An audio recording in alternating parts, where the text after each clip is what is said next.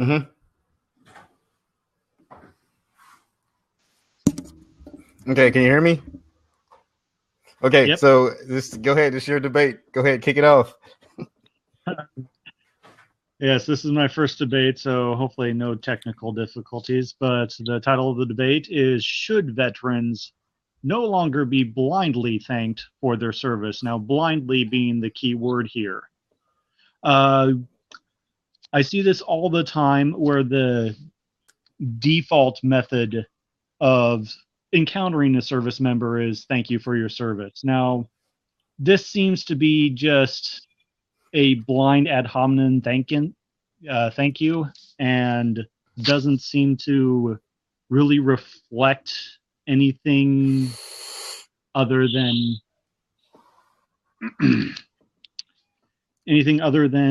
really just a patronizing response a lot of the times.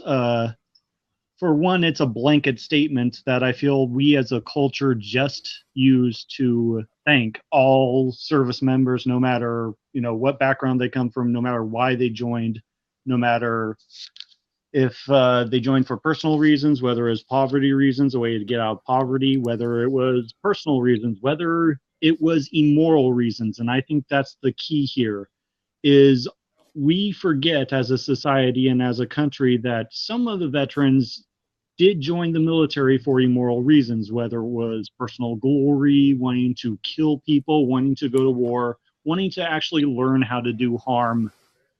And I think as a society, we really need to take a look at the subject and say, should veterans actually blindly just be thanked for their service anymore as a society? We got to look at how veterans are treated. I don't want to point out that, you should never thank a military veteran for their service. That's not the point I want to make at all.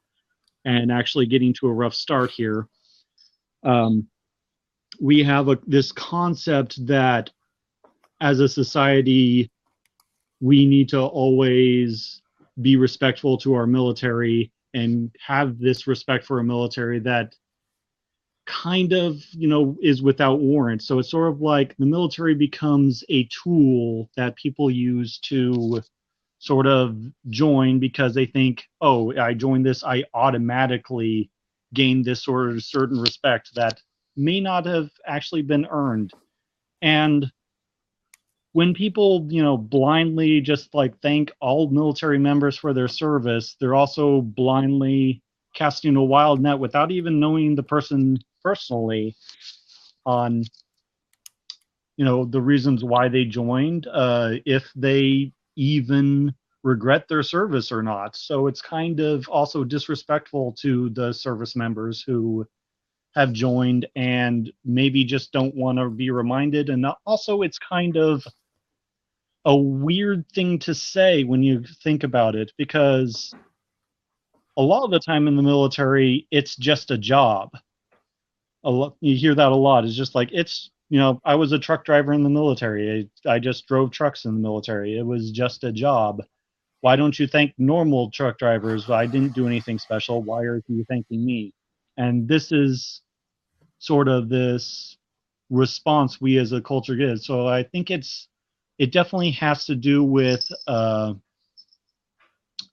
precision of what we are saying to these members, because it seems like we are being lazy in this response. So it's almost like saying nothing, but it's almost like if I were, sitting on the sidewalk eating a turkey sandwich and you said, oh, thank you for eating that turkey sandwich, I would say, well, what does that have to do with you? So I think the main part of the debate is, do military actually serve the people?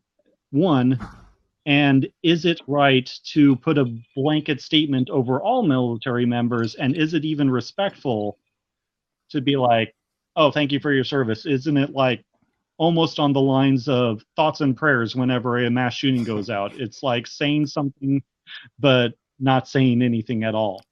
Okay.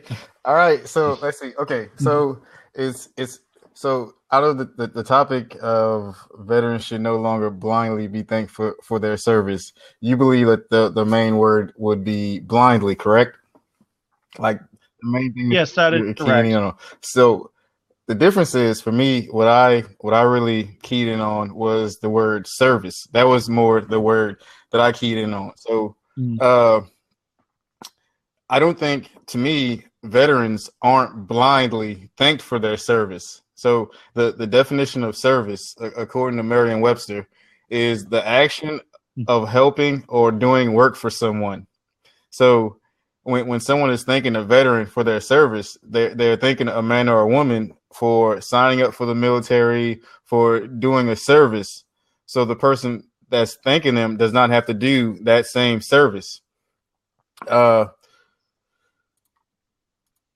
so and it fits perfectly because when you look at, say, the current time compared to the times of the draft, so like from 1940 to 1973, during peacetime and times of conflict, men and women were drafted to fill vacancies in the U.S. Armed Forces.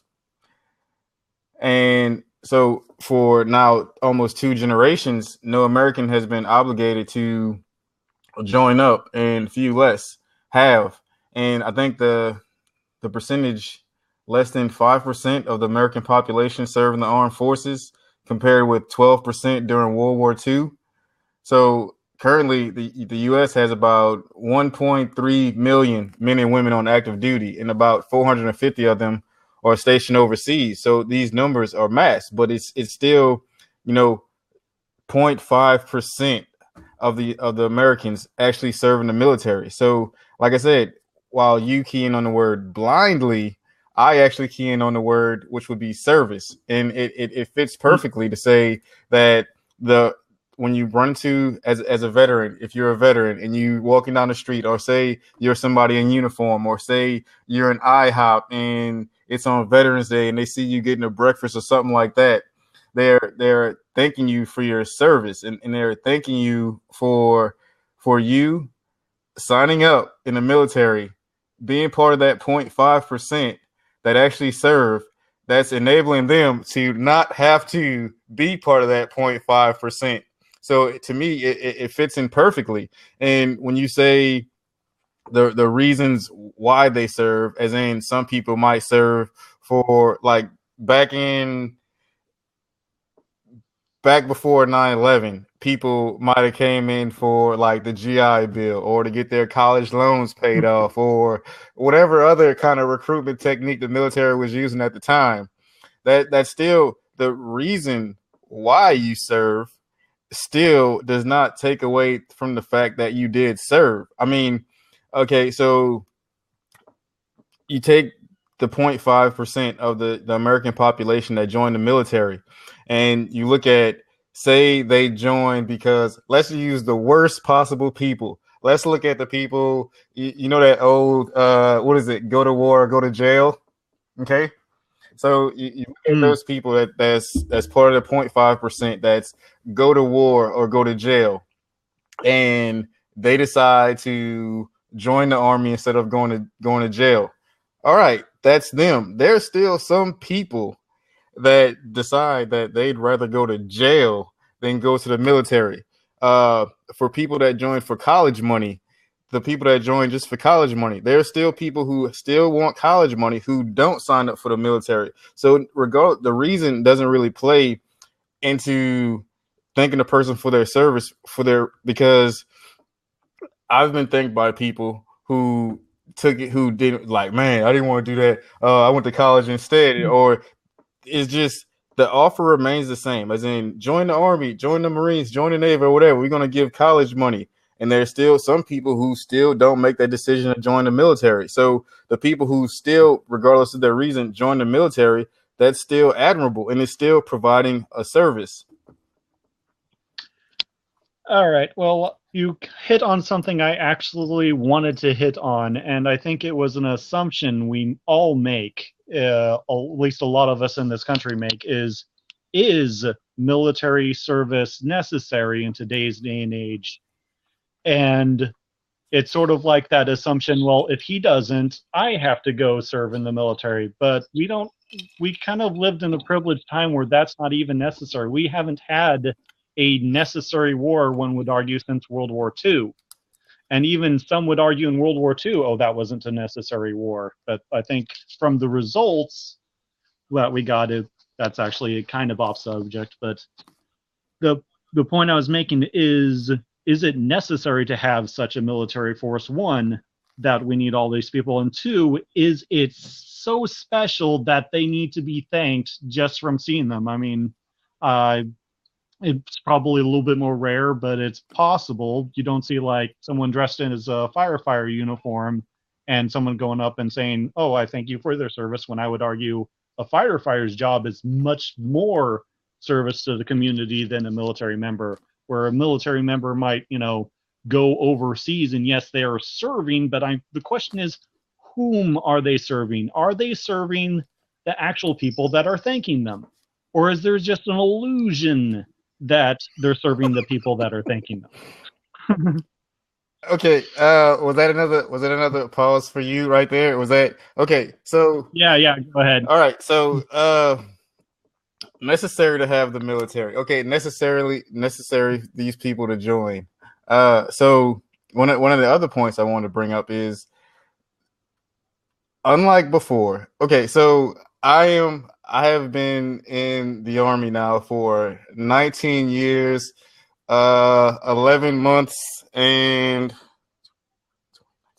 oh, that's very interesting. We're both veterans and commenting on this. I've been in 19 years, 11 months, and 13 days. Okay, so I am just short, about a month and a half short of hitting my 20-year mark. Okay, so when I signed up, my biggest worry was I might get kicked out, and that's because at the time Clinton was the president, and Clinton was like downsizing the military. So that was the biggest worry that I had.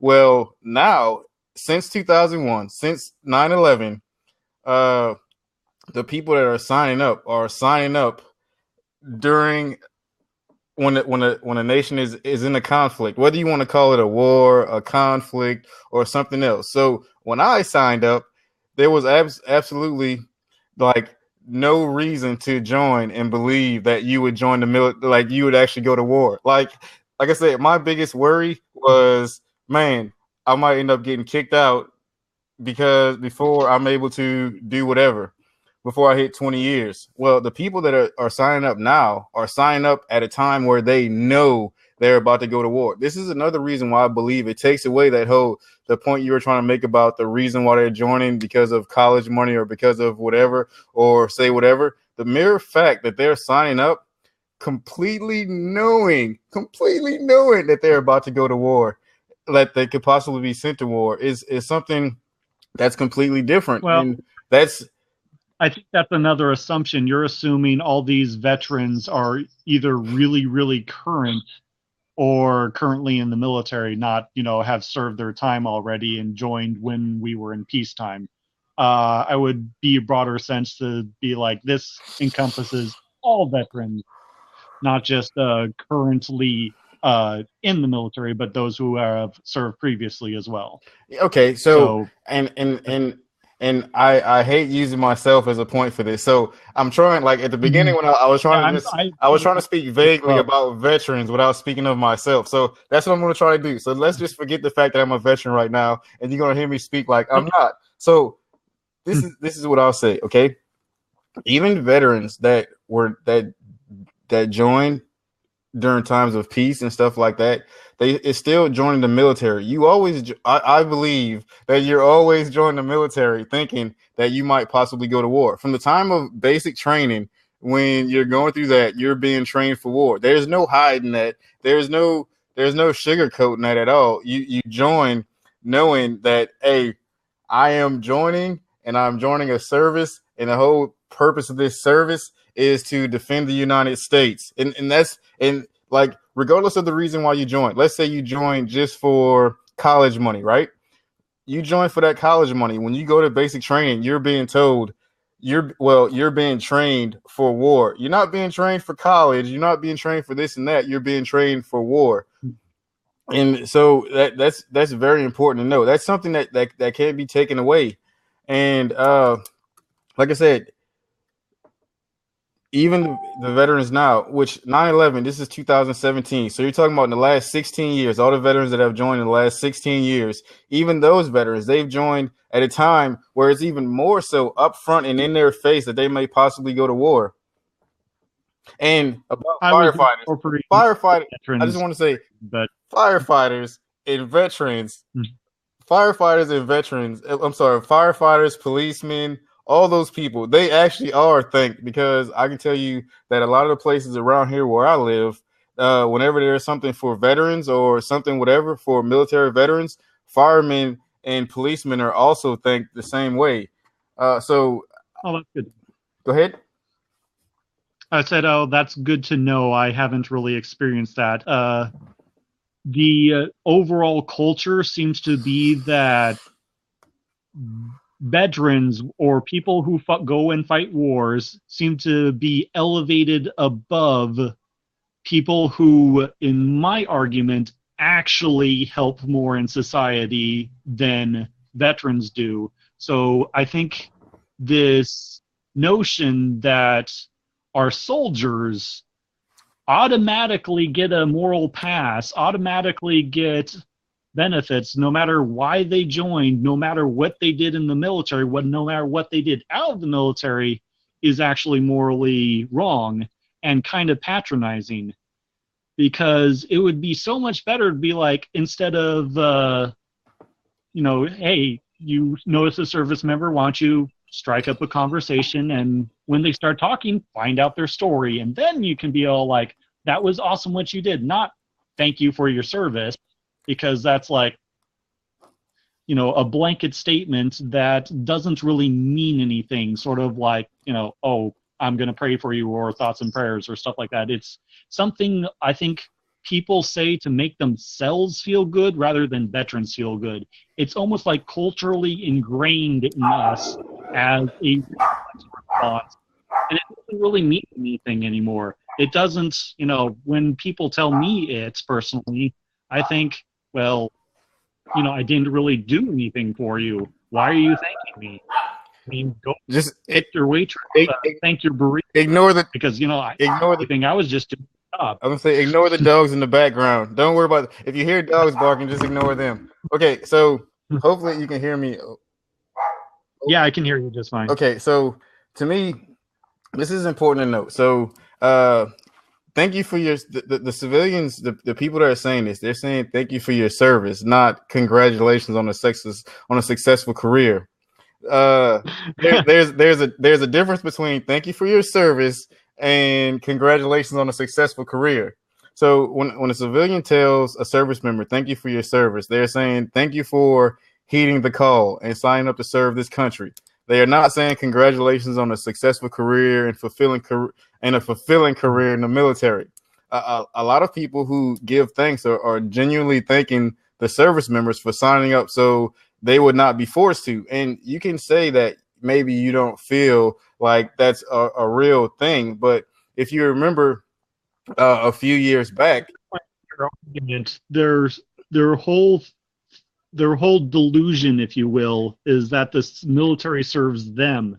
And I think that's actually a harmful delusion when the military doesn't really serve the people as much as it did anymore. Okay, but see, now they serve basically, their commanders, and who knows who's pulling the strings behind the screens of who's actually, executing their orders and why. It's sort of like hard to know as a military person who you're actually serving, so much that when you're in the military and you're in the thick of it, you don't even really think about it. That is so not like what you said just now. Like, whoo, I completely I disagree with you a lot on that. So this is imagine. So you said you were already in a veteran and currently serving or have served pretty recently. I am still active duty. So yeah, so you're active duty. I'm guessing you feel like what you're doing is worthwhile personally. So I'm guessing you may be thinking about, okay, I'm just really to think what service actually means and whom you're actually serving. Who who do your actions actually benefit? And I guarantee you're probably going to say your fellow soldiers, because as a service member, I knew that I did things for the people around me to, help my fellow soldiers out. And I served in Operation Iraqi Freedom, and I got no solace that, we had any business over there.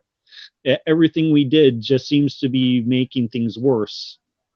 So that was my experience personally. So I didn't feel like in my service, I was serving the people at all. In fact, it seems like I was serving something else, like someone else's agenda other than the vast majority of the people. So when the vast majority of the people thank me for your service, I respond with, well, I didn't really serve you guys at all. I was working a job for an employer just like any other job.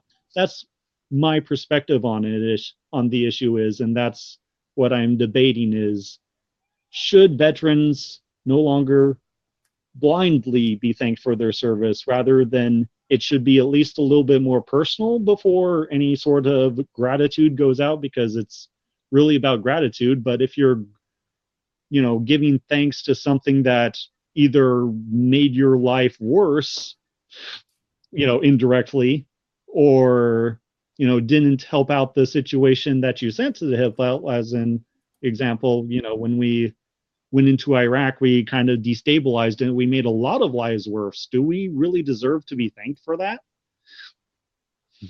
Okay, so a little bit, and I think, I think you're kind of drifting off the topic a little bit. So because we can't in this debate. So going back to the topic of the debate. So veterans should no longer blindly be thanked for their service. Okay. And that kind of deals with a specific thing. Once you start drifting off of like the orders that who actually gave the soldier the orders is kind of going too deep down in the weeds. The important thing is this. Okay. So I'm making sure I get this. Okay. Hold on 1 second. Collect your thoughts. Yeah, I had a rough start. Okay, so this is the important thing to me. So the definition of service. So veterans should no longer blindly be thanked for their service. And like I said, the word I want to really key in on in this debate is the word service. And the definition of service is the action of helping or doing work for someone. And genuinely, I believe, and I don't have any kind of statistics to show this, but I believe genuinely majority of the people who thank service members for their service or thanking them for providing that service or providing the numbers in the military so that they won't have to, because believe it or not, there are a lot of people. Well, there's a lot of people who sign up, but then can't make the school on the ASVAB. There's a lot of people who sign up and they can't pass the physical. And there's also a lot of people who are just like a lot of people like the current president and stuff like that, who just never really wanted to serve. And considering that about 0.5% of the population is in the military and that we've been at war since 2001, the fact that if the amount of people that signed up right now did not sign up, that they could be drafted, and the amount of people who actually have you ever, I'm not trying to dig too deep in your personal life, but I'll just say the time in like 2004 when all the military members were shop lost and fenced in and weren't able to get out. It was and there were talks of a draft then. So when people are thanking somebody for their service, if let's just say the people that are thanking service members for their service, and they're actually thanking them for, in the context of the definition, the action of helping or doing work for someone, and they're thanking them, thank you for signing up so I wouldn't have to.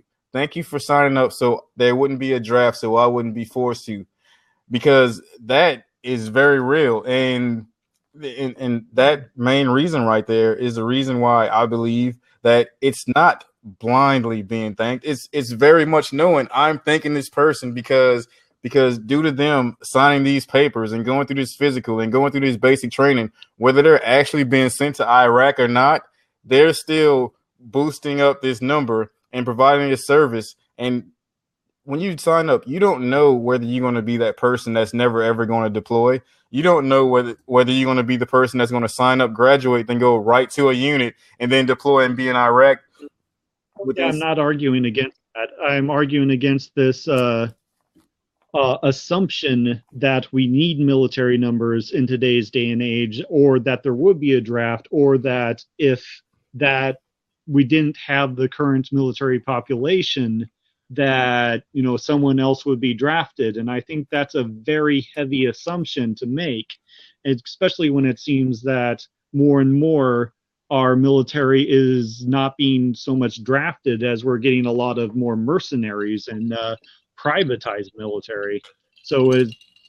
And then I would say again, would you thank privatized military for their service as well as regular military? Because it seems like privatized military and mercenaries have like lesser standards, especially when it comes to rules of engagement, morale, and who knows what else. But I admit I'm not too familiar with how privatized military operates. I just know it's an example. Are you talking? Are you talking like contractors? Yes, I'm talking about military contractors, privatized military, also known as mercenaries, which you could argue all of our military is mercenaries because we all got paychecks. So isn't the paycheck thank enough for our service? Or did we? I think there's this delusion that the military serves the people that is actually harmful.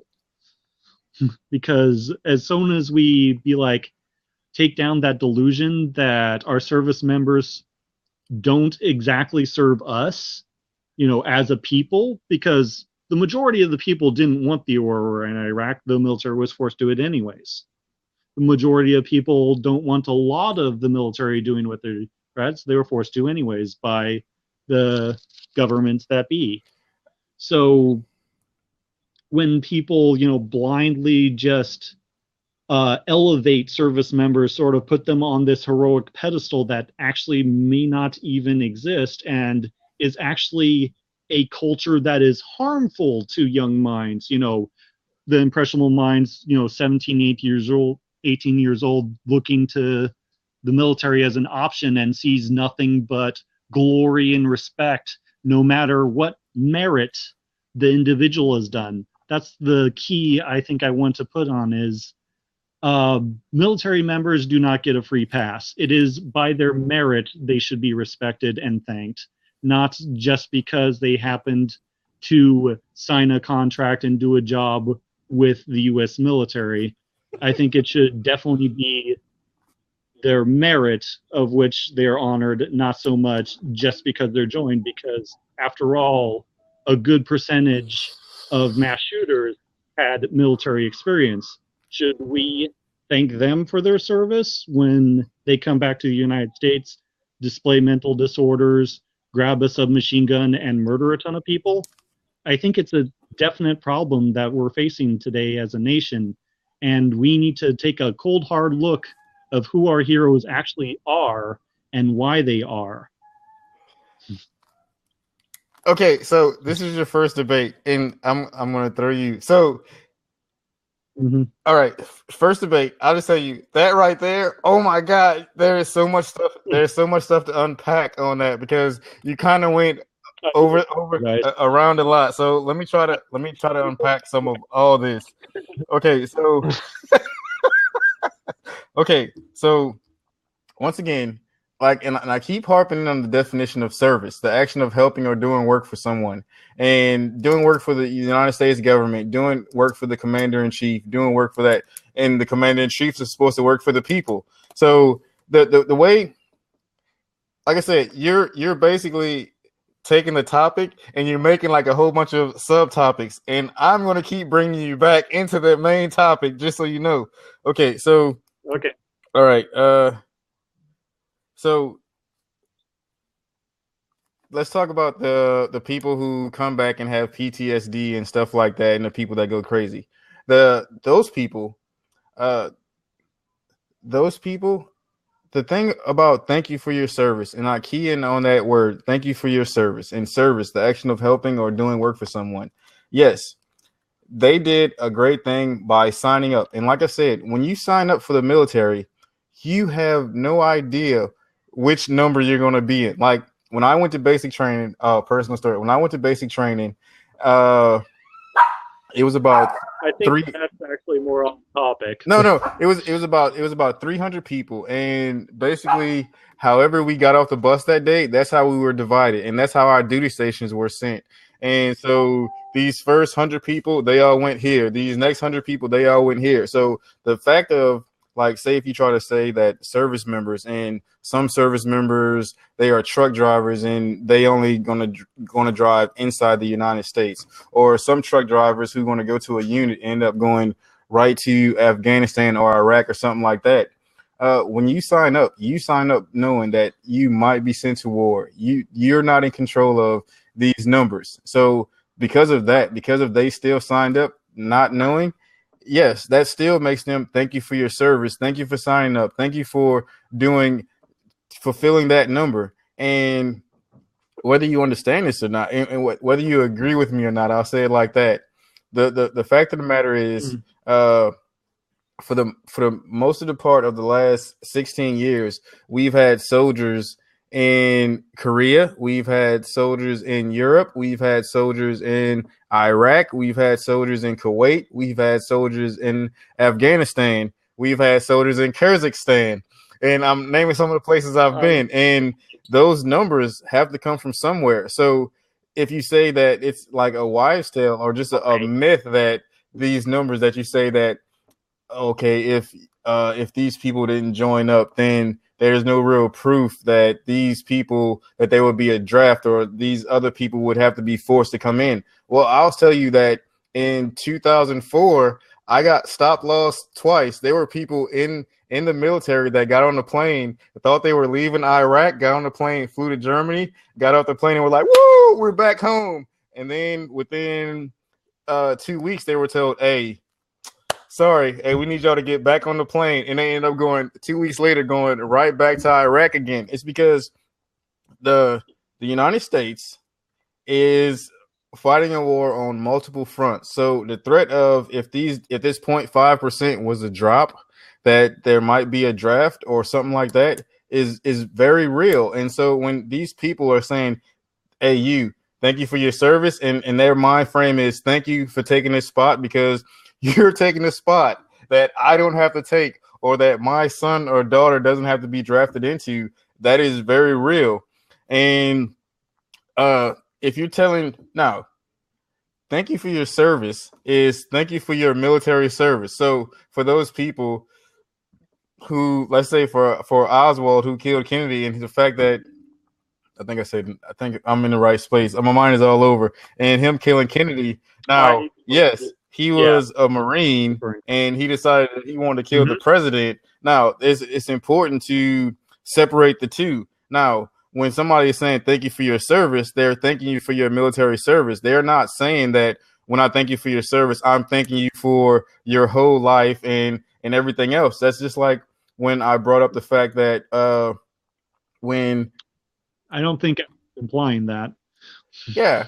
So when goes back to my other point, which is thank you for your service, not congratulations on a successful career, not congratulations on a successful marriage, not congratulations on coming out of the military and integrating into society in the best way possible. I think you're strawmanning me a little bit here. I did not make the claim that they were saying such things, and I think you're attacking that claim rather than what I am actually saying. Well, yes, when you bring up the fact that people do come back and they suffer from mental disorders, and sometimes they don't integrate the right way, and sometimes they go crazy, and sometimes they do things that may bring shame to the military service, you're bringing up stuff that goes post-military. And that's what I'm saying. When you're saying thank you for your service, you're talking specifically military service, not every aspect in their whole life, which is why I bring up the fact of thank you for your service, not congratulations on a successful career, because you're thanking them for their service, for providing this service, not all the other outliers in their lives. Well, yes, it's like a response to figuring out that someone served in the military. It's almost a reflex response. Thank you for your service. I'm supposed to say this, sort of thing that we have as a culture going on right now. And if they're supposed to say it, what is the weight of that word? I mean, to show gratitude to someone and to feel like, oh, it's my responsibility as nationalism or patriotism to show you gratitude just because you were in the armed forces and we have this sort of military worship going on in the armed forces seems kind of patronizing. Well, It seems like it's no longer necessary that we need to elevate our service members on this pedestal, above anything well, else. Just because they served in the military does not mean they automatically need gratitude, because it is an assumption that, oh, they took a bullet, they took a spot for me, they're braver than me, and if not for them, I would have to serve. That is a blatant assumption, because in today's day and age, we don't need that many numbers. We don't need all the service members that we okay, need. so now you talked about my assumptions that you So, felt that I was making. Now let me talk about the of military tactics that we actually, for one, I guess it would have to be proven if we actually need all the military members we do need, because right now I'm just like, the burden of proof is if we need the giant military we do need as a nation, or are we trying to police the world and should mind our own business? But that's actually getting off topic. The point of the topic here is, should we just blindly thank service members ad hominem, thank you for your service, every time we see a military member? And is that necessary? Is that actually respectful to them? Especially when you don't know, one, if they regret their service, two, if they, join for nefarious reasons, or three, fall in the above. I think it would be much better if we learn people's stories and listen to them and sort of like do not say, show not tell, sort of would be a better form of gratitude than this thank you for your service ad hominem that we, as have just been pounded into us, that really means okay. nothing when you So think about it. let me ask you Yeah. this question, and I'll say it like this. Okay, so veterans should no longer blindly be thanked. Okay, so when you're talking about the assumptions that I make in my rebuttals, I want to ask you. So, do you have any kind of proof or any kind of anything that shows that the veterans are blindly being thanked? Because I think that's also a harsh assumption to make, that a lot of people that are thanking veterans for their service are blindly doing it, not understand why they're doing it.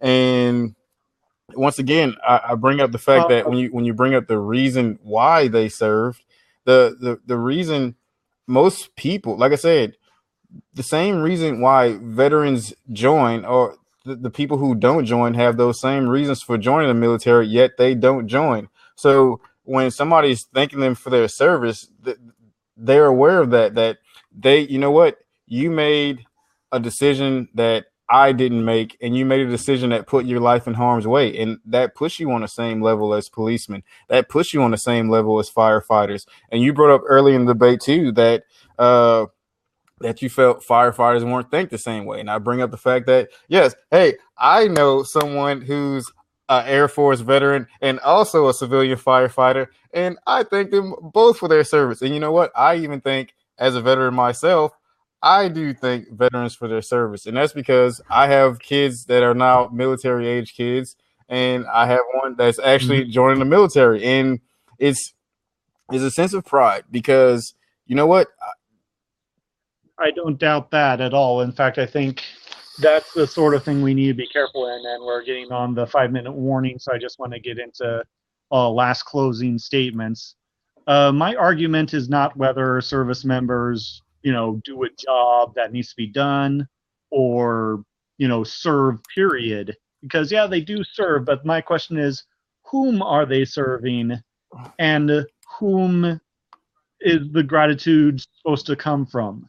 Because if another service member was just all like, that I knew growing up, and just like, hey, yeah, we served together in Iraq, thank you for being there. That means a whole lot more to me than a stranger coming up, realizing that from some obscure means that I went to Iraq and be like, oh, thank you for your service. It really, like, shallowy means nothing. It's almost, to me personally, like saying, oh, thank you for being a dumb 17-year-old who didn't know what to do with his life yet. I'm just like, yeah, that was a period of my life. Why are you thanking me for that? I sort of moved on from that. So that's where the key is, to be blindly thanked. I think it would be a whole lot more meaningful to do more to thank, whether it be not putting soldiers in harm's way, whether in the form of politics, or making their service actually mean something more to the people than, just sending wherever the government needs them at that time to do the government's will. And, if the government actually represents the people or not, that's another debate topic. So the entire debate is, veterans should no longer be blindly thanked for their service, because one, some of us don't want to be thanked. Some of us just want to be left alone. Those that want to be thanked, you gotta, why do we need to massage their ego? Why do we need to elevate them up when there's this like delusion that they're, doing something for us? But I wonder if that delusion is actually true, and I concede my rest of my time to you. Okay, with 3 minutes and 10 seconds left. So this is what I want to close with. Okay, so I'm going to run over some of the stuff that I already ran over. So for nearly 2 generations now, no American has been obligated to join up, and few have. Less than 0.5% of the American population served in the armed forces, compared with 12% during World War II. Currently, the U.S. military has about 1.3 million men and women on active duty, with about 450,000 of them stationed overseas. The definition of service: the action of helping or doing work for someone. So when my opponent is talking about that people are blindly being thanked, that is an assumption. That is assuming that the people who thank veterans for their service are just doing it just to do lip service and just say words, which is not proven. Whether the person joined for whatever reason, the fact is that they did sign up. So bringing up the reason why they joined is irrelevant. And I also don't believe that you can say that bringing up the fact that some people, not everybody is getting shot at or anything else is important in the debate, because when you sign up not knowing whether or not you're going to be called to go to war or going to be in peace. You don't know whether you're going to be in some unit that has a whole bunch of deaths or whether you're going to be in one that's sent to some cush unit. You don't know. The fact is that you sign up blindly, just knowing. That's the only blindly. You sign up for the military blindly, not knowing where you're going to go and what's going to happen in your career. And for that reason, that's why veterans should still. Hey, hold on. It's my time. Yes, it is deserving of gratitude, because it is fulfilling that 0.5% of the population. And as you know, there has been a draft. So that is very real in American history. So if that 0.5% should drop down to 0.2, you best believe, with us needing soldiers in Korea and in Iraq and Afghanistan, that if these numbers drop, that there would be a draft. And the fact that there was a stop loss in like 2004, 2005 knows that these numbers, the strength of the military is very important. And nobody is thanking the military because they believe that the military is serving them or working directly for them. The people know that the military are working for the government and that they're providing a service for the country, not necessarily the people, but for the country.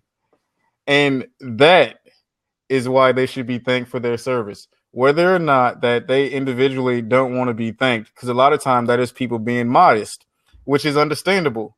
Like, I don't like people paying for my breakfast, but people have did it before. So with that saying, Lex, thank you for the debate. I've had fun. It was fun.